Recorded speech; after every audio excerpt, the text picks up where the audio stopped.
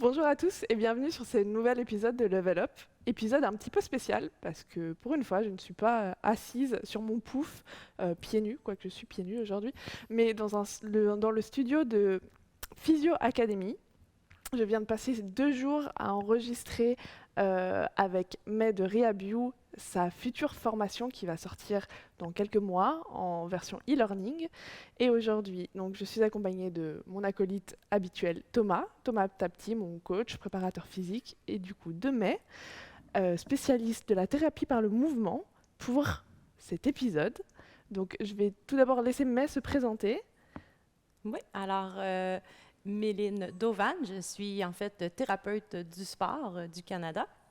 J'ai plus de 20 ans d'expérience dans mon domaine ainsi que dans le domaine de l'entraînement. En fait, j'ai beaucoup travaillé à venir converger la réadaptation et l'entraînement. Donc, mon champ professionnel, c'est la thérapie du sport. J'ai fait un baccalauréat en thérapie du sport ainsi qu'une maîtrise en sciences de l'exercice à l'Université Concordia à Montréal. Et je travaille maintenant beaucoup en éducation. Donc, je travaille toujours à avoir des patients, à avoir des clients, mais surtout à partager la stratégie que j'ai développée en thérapie par le mouvement.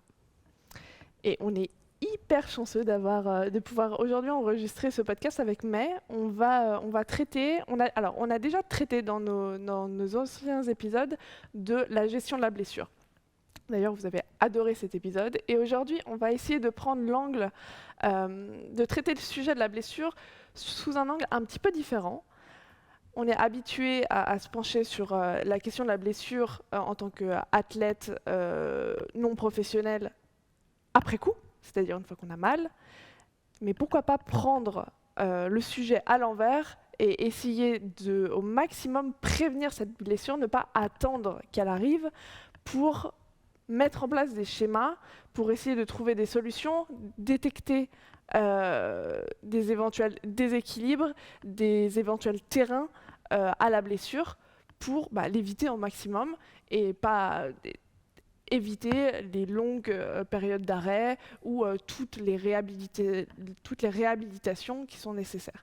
Donc aujourd'hui, c'est vrai que, j'imagine, Thomas, mais il y a assez peu de personnes qui viennent vous voir aujourd'hui en vous disant « Bon, aujourd'hui tout va bien les gars, mais demain peut-être que je vais me blesser, qu'est-ce que je vais faire qu'est-ce que je dois faire qu'est-ce que je peux faire pour éviter ça ?» La différence, je pense déjà entre May et moi dans la pratique, c'est que je pense que May, on va plutôt aller la voir quand on a un problème, c'est-à-dire qu'on va aller la voir quand on est blessé. Même si je ne sais pas si tu fais des screenings avant blessure, ça t'arrive d'en faire aussi sur des athlètes, des sportifs. Je te laisse aller, puis je vous parlerai un peu. Moi, j'arrive souvent, je peux arriver des deux angles. Des deux angles, ok, d'accord. Moi, en ce qui me concerne, je pense que la question de la prévention elle est très importante parce que en général, les personnes que je reçois ne viennent pas me voir pour des blessures. Ça peut m'arriver de gérer des personnes en relation ou on va dire, en lien avec des kinés pour des traitements de blessures, mais souvent les personnes viennent me voir pour du renforcement, pour améliorer des qualités physiques, différentes choses. Et mon rôle, c'est une des raisons pour lesquelles aussi ces dernières années, je me suis un petit peu plus penché sur certaines formations de screening ou des formations pour justement aider à voir quels peuvent être les déséquilibres musculaires que les gens peuvent avoir, ou justement d'essayer de remettre un petit peu au centre dans mes entraînements un travail de prophylaxie pour éviter justement les blessures et essayer de détecter le plus tôt possible les différents déséquilibres musculaires pour pouvoir y faire face pour deux raisons. Raison numéro 1, la santé, bien sûr, et raison numéro 2, il y a la performance aussi. Moi, j'ai tendance à dire on est aussi fort que son maillon le plus faible. Donc c'est un dicton que j'utilise souvent, et donc du coup l'idée c'est quel est ton maillon faible, d'essayer d'établir quel est ton maillon faible pour dans un premier temps optimiser la performance et sur du long terme avoir une performance qui peut se faire avec le moins de blessures ou le moins de risques de blessures. Mm-hmm. Et c'est vrai, et c'est intéressant que tu parles de performance parce que je sais, on discutait tantôt et on parlait de performance, on parlait de prévention de blessures et tout ça, et je vais y arriver, mais pour répondre à ce que tu disais tantôt, j'ai quand même des gens, un peu moins maintenant, mais beaucoup avant qui venaient me voir, en fait, qui n'avaient pas nécessairement de douleur ou de blessure au moment où ils venaient me voir. Mais des douleurs récurrentes. Donc, je me retrouve toujours éventuellement avec des maux de dos. Je me retrouve toujours éventuellement avec de la douleur aux épaules. J'en ai pas à ce moment-ci quand je viens de voir, mais je sais que je vais en avoir à un moment donné dans le futur. Donc là, ce que je voudrais faire, c'est justement prévenir. Je voudrais que tu m'aides à évaluer qu'est-ce qui fait que je me retrouve toujours en douleur. Ils sont où mes déficits de mouvement? Et donc, j'ai eu beaucoup de gens qui sont venus me voir, non pas en état de blessure, mais vraiment en disant, bien, je dois pouvoir faire quelque chose pour éviter, pour prévenir, pour éviter la récidive de blessure. Donc, j'ai un peu les deux angles. Donc, autant je vais avoir des gens qui vont venir me voir blessés, que j'ai des gens qui vont venir me voir plus en prévention ou ils ont des déficits en performance et où ils ont déjà eu des épisodes de douleur et là, ils veulent venir optimiser, prévenir, améliorer en bout de ligne leur performance, dans le fond. Et parce que là, on s'adresse globalement à une cible d'athlètes non professionnels, des athlètes passionnés certes, mais non professionnels, qui ont de temps en temps l'appui d'un coach qui peut peut-être faire ce travail de screening pour évaluer ces risques et ce terrain favorable à la blessure. Mais quand on n'a pas forcément cet appui et ce regard d'un spécialiste ou d'un spécialiste entre guillemets formé sur la question, est-ce que nous, par nous-mêmes, on a des clés ou on a moyen de détecter d'éventuelles lacunes sur lesquelles il faut qu'on travaille, ou c'est un sujet qui est beaucoup trop complexe, je ne me rends pas compte? En fait, il faut faire un peu attention, et je vais faire attention à ce que je dis, parce qu'on ne veut pas non plus que les gens essaient trop de diagnostiquer, de s'auto-gérer, j'ai envie de dire. Alors, ça prend quelqu'un, un professionnel, que ce soit plus du côté thérapie, que ce soit plus du côté préparation physique, qui va venir justement faire un screening, identifier les déficits, identifier les facteurs qui peuvent augmenter le risque de blessure. Le but étant de diminuer évidemment le risque de blessure. Donc, on ne veut pas nécessairement que les gens cherchent à s'auto-évaluer. Par contre, je pense qu'être en mesure de prendre la décision de dire, bon, ben, j'ai pas de la douleur maintenant, mais je sais que j'en ai souvent à répétition. Et donc, même si j'ai pas de la douleur maintenant, je vais aller consulter. Et on en parlait tantôt et tu disais, ben, je pense que le problème souvent, c'est qu'on attend d'avoir mal pour aller consulter quelqu'un. Alors, si juste cette prise de conscience-là de dire, bon, je me retrouve souvent avec des douleurs récurrentes, des petits problèmes qui semblent revenir, des petits bobos que je fais traiter, puis que je reviens, ou que j'ignore à la limite et je reviens. Je pense d'avoir cette prise de conscience-là, de dire, bon, il faut que j'arrive à gérer ça, à éviter d'avoir tout le temps des douleurs qui reviennent. Ça va m'aider à long terme pour la longévité de mon entraînement et évidemment pour ma performance. On attend souvent finalement la douleur qui passe un certain stade et qui devient handicapante. C'est-à-dire qu'on est habitué, même en tant que sportif, on est habitué à avoir mal. Donc des petites douleurs qui sont supportables, on a quand même une grosse tendance à les faire passer sous le tapis parce qu'on a beaucoup trop peur du feedback du médecin qui va te dire, ou du feedback du spécialiste qui va te dire, bah non, ça finalement, ce que tu aimes faire là, tu le fais mal, ou il va falloir que tu fasses ça d'une autre manière. Bon, on préfère mettre ça, tant que ça ne nous empêche pas de pratiquer concrètement, on préfère le mettre sous le tapis.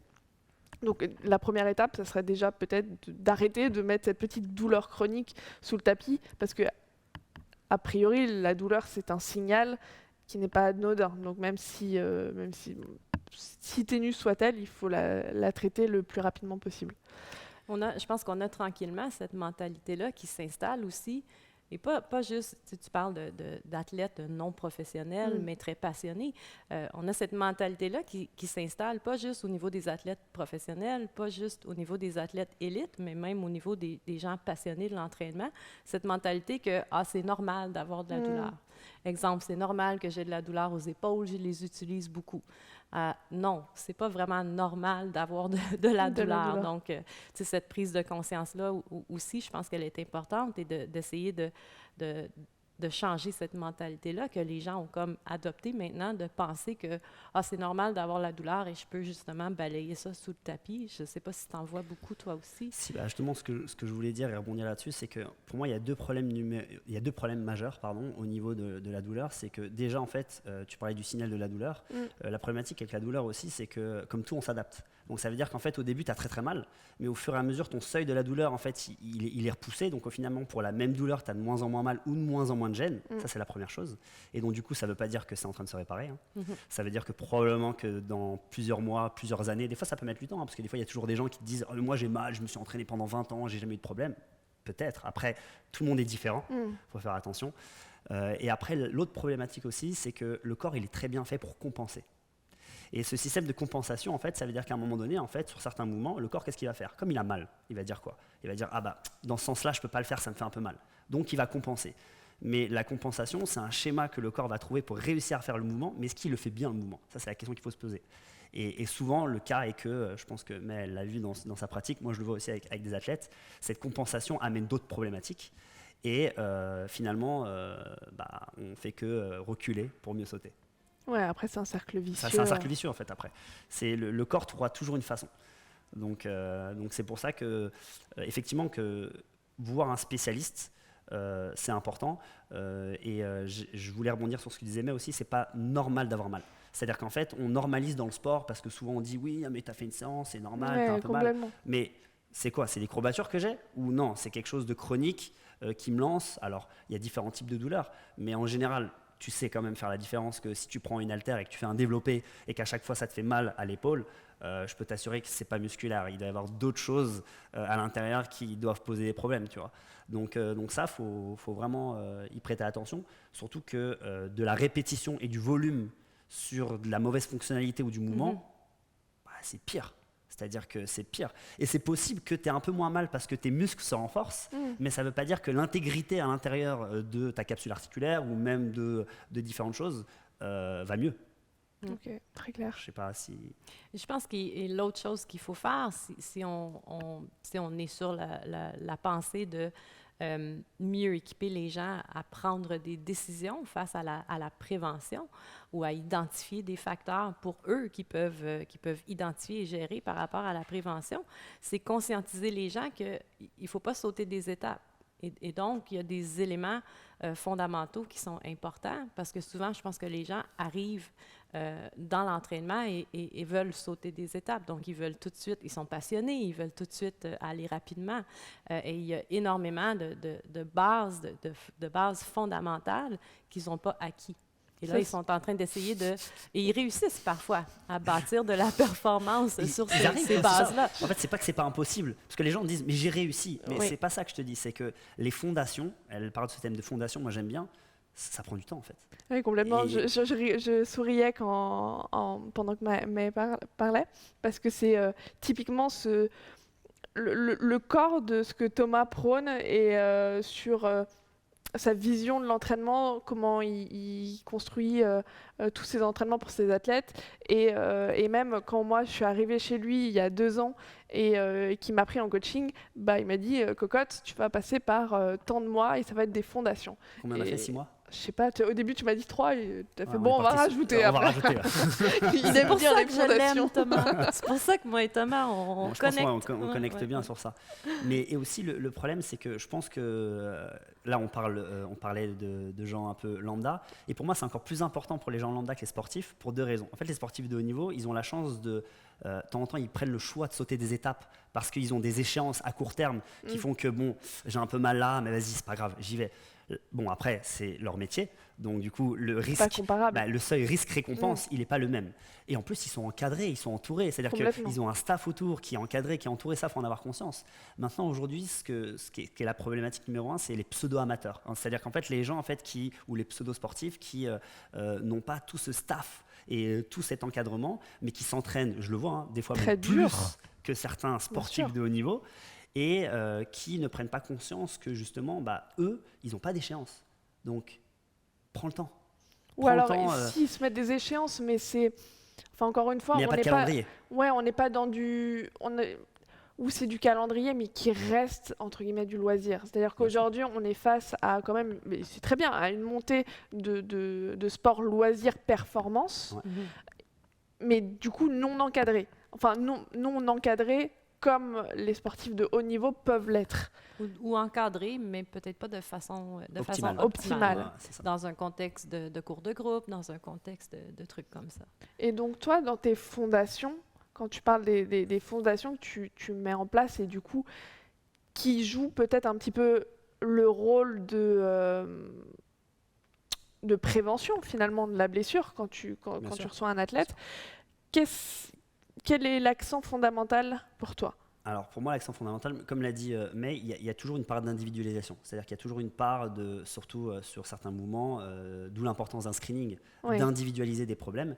Mais après, si je peux me permettre de généraliser, le but c'est pas non plus d'aller prescrire pour vous-même, hein, mais si je peux me permettre de généraliser, pour moi déjà c'est ce que j'appelle le structural balance en anglais, ou l'équilibre structurel. Et ça, je trouve que dans pas mal d'entraînements, ça fait défaut.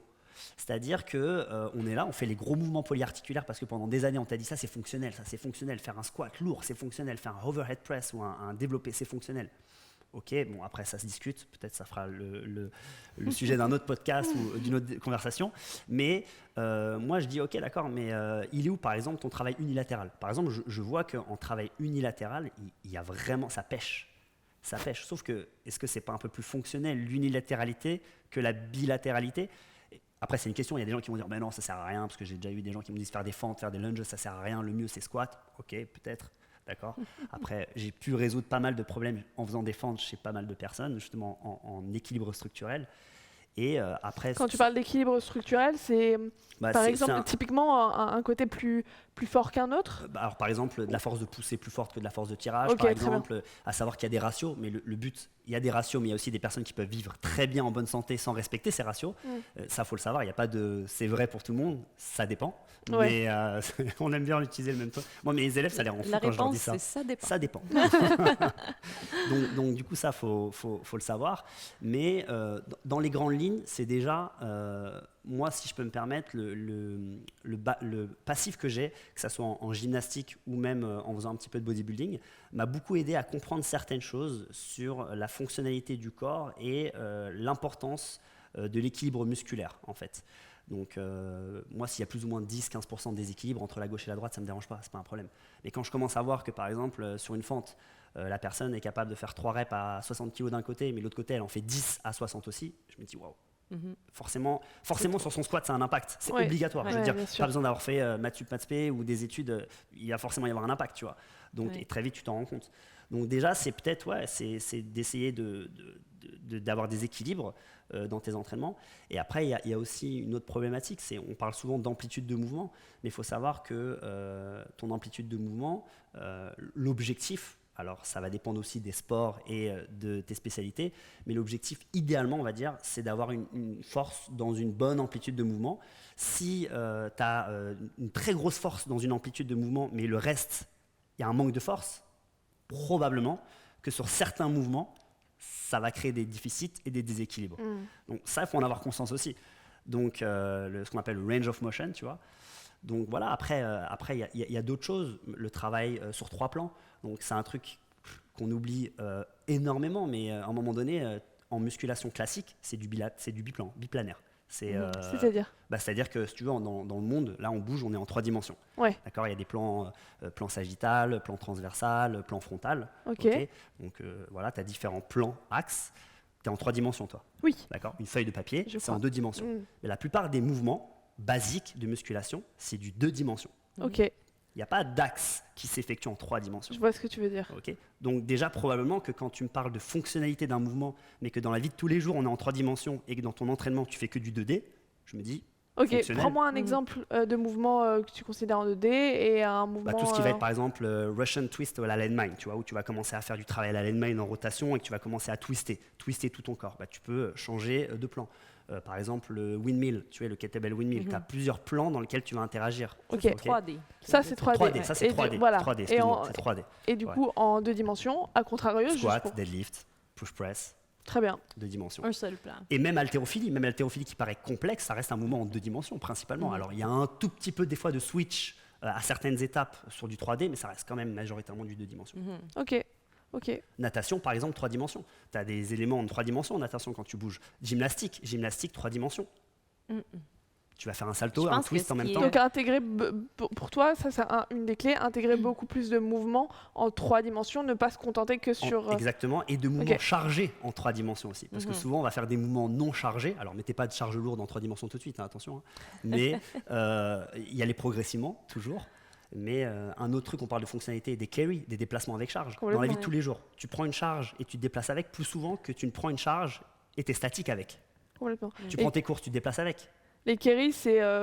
déplacement avec charge. Déplacement avec charge. Marche avec charge. Typiquement, tu as tes 2 kettlebells au-dessus de la soit au-dessus de la tête, soit de chaque côté, comme des valises, et tu te déplaces avec en essayant de rester le plus gainé possible, c'est-à-dire sans pas forcément des fois. C'est-à-dire que tu dis...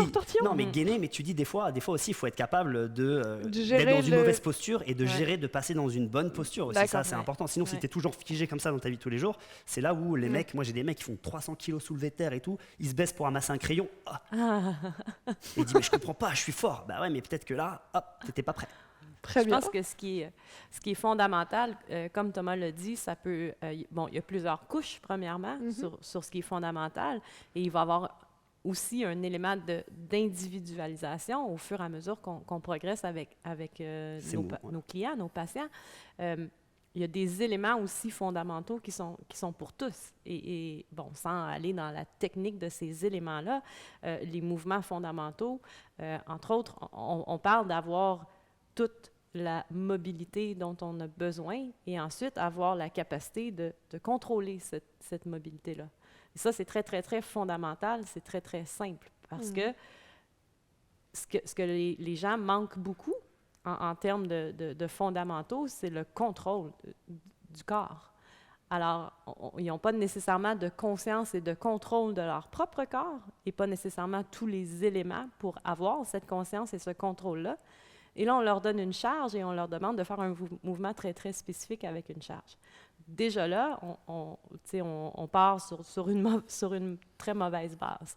Donc ça, c'est un élément aussi de très, très fondamental qui va être autant en prévention, autant en rehab. Parce que quand quelqu'un, exemple, se blesse au dos, il dit « je suis encore très, très fort sur le deadlift, mais j'ai plus de variabilité de mouvement, donc je peux me péter le dos en ramassant un crayon par terre. Mais ça, c'est qu'on manque au niveau du mouvement fondamental. Donc ça, c'est un élément vraiment de base pour tout le monde et c'est autant en prévention qu'en réadaptation, qu'en performance même. Parce que cette même personne-là pourrait dire « j'ai plus mal, je suis fort, mais j'ai comme un plateau. » C'est comme au-delà d'un certain poids, d'une certaine intensité, j'ai un déficit au niveau de la performance et souvent à l'évaluation, on va voir que ça se retrouve encore dans quelque chose qui est très, très fondamental au niveau du bassin, au niveau des hanches, par exemple. Autre aspect que je pense qui est important, puis je parle du monde d'aujourd'hui, on a touché un peu sur l'entraînement fonctionnel quand ça a commencé à être vu comme des mouvements qui ressemblent beaucoup aux mouvements de tous les jours, des mouvements complexes avec des charges, beaucoup de rapidité au niveau de l'exécution, beaucoup de contraintes de temps, ce phénomène-là de cours de groupe et tout ça, qui est super bien, tu l'as dit tantôt, il y a énormément de gens qui se sont mobilisés, qui se sont mis à bouger dans ce contexte-là, et ça, c'est important, on veut que les gens bougent. Par contre, parce que ces gens-là n'ont pas passé par le plus conventionnel, la musculation plus conventionnelle, mais ils n'ont jamais fait de contraction isométrique, ils n'ont jamais fait d'excentrique. C'est toujours une accélération de charge avec une contrainte de temps, avec de la fatigue, Donc, le corps est toujours en état de stress, menace, et je veux juste te donner le résultat que tu veux. Donc, je vais y arriver. Mais en bout de ligne, il y a des potentiels risques au niveau blessure ou sinon des risques au niveau de dire je vais atteindre un seuil de performance au-delà duquel je ne pourrai pas passer parce que finalement, encore là, il me manque mes bases. Donc, c'est un peu...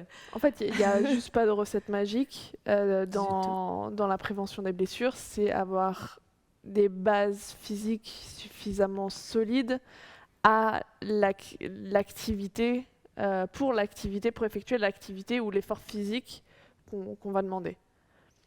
Et pour avoir des bases suffisamment solides, c'est prendre son temps au niveau de l'apprentissage, prendre le temps de construire physiquement ces adaptations musculaires, des adaptations musculaires suffisantes.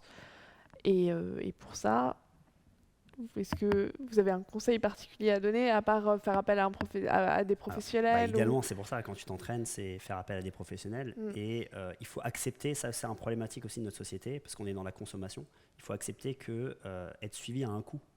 C'est-à-dire que c'est bête, mais aujourd'hui, je ne sais pas si je pourrais te donner un exemple, mais pour des choses assez simples, on a tendance à vouloir payer pour avoir quelque chose. Genre, par exemple, tu vas t'acheter ta paire de chaussures, tu sais qu'elle a été fabriquée, que ça a coûté de l'argent, machin et tout.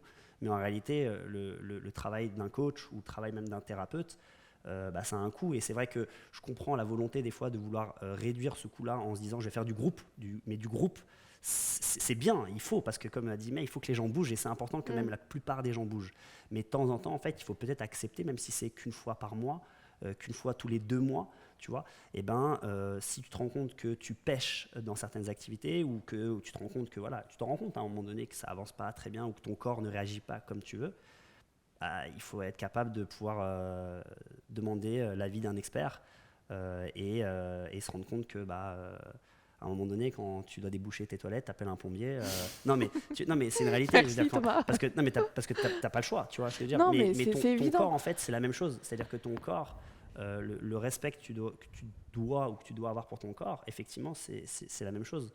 Donc après, ça a un coût. C'est Dans sûr. le domaine de l'entraînement, ce qui vient jouer beaucoup aussi, c'est qu'on travaille avec des charges. Donc, forcément, c'est plus risqué.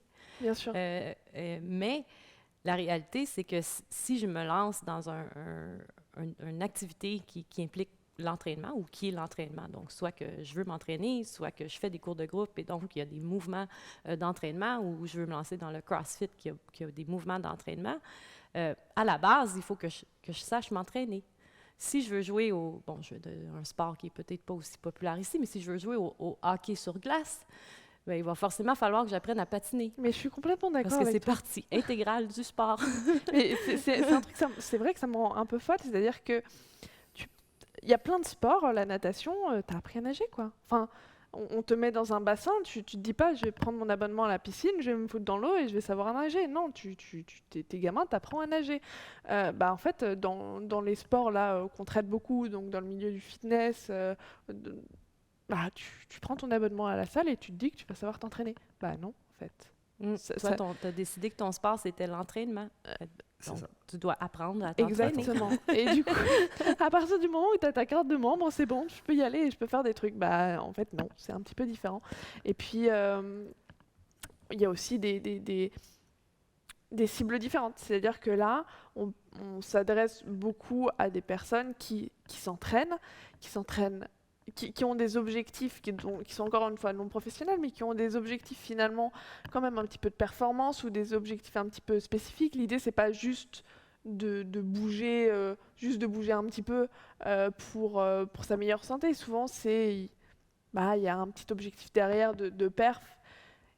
Et c'est là, c'est cette cible-là pour laquelle faire appel à un coach est d'autant plus important et où la question de décider de mettre un petit billet, un petit investissement financier pour sa pérennité physique, ça a vraiment du sens, quoi.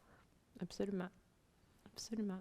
En fait, je voulais rebondir aussi sur ce qu'avait dit May et ce que tu avais dit aussi tout à l'heure, c'est que à un moment donné, en fait, quand tu commences à t'entraîner ou quand tu commences à bouger sur certains types de classes où le stress est très faible, le risque de blessure, il est très faible aussi. C'est-à-dire que si tu commences à faire de la Zumba ou ce genre de choses, c'est une réalité, ok. Même si tu es 50 personnes qui sont en train de faire la Zumba devant une personne, ce qui est très bien d'ailleurs, parce que ça fait bouger des gens, il faut faire bouger des gens. Moi, je suis pour tous les... C'est juste des cibles différentes. Ton risque de blessure, il est quand même moindre. Parce que tu es là à te déplacer avec ta charge corporelle et sur des mouvements qui sont très peu traumatisants.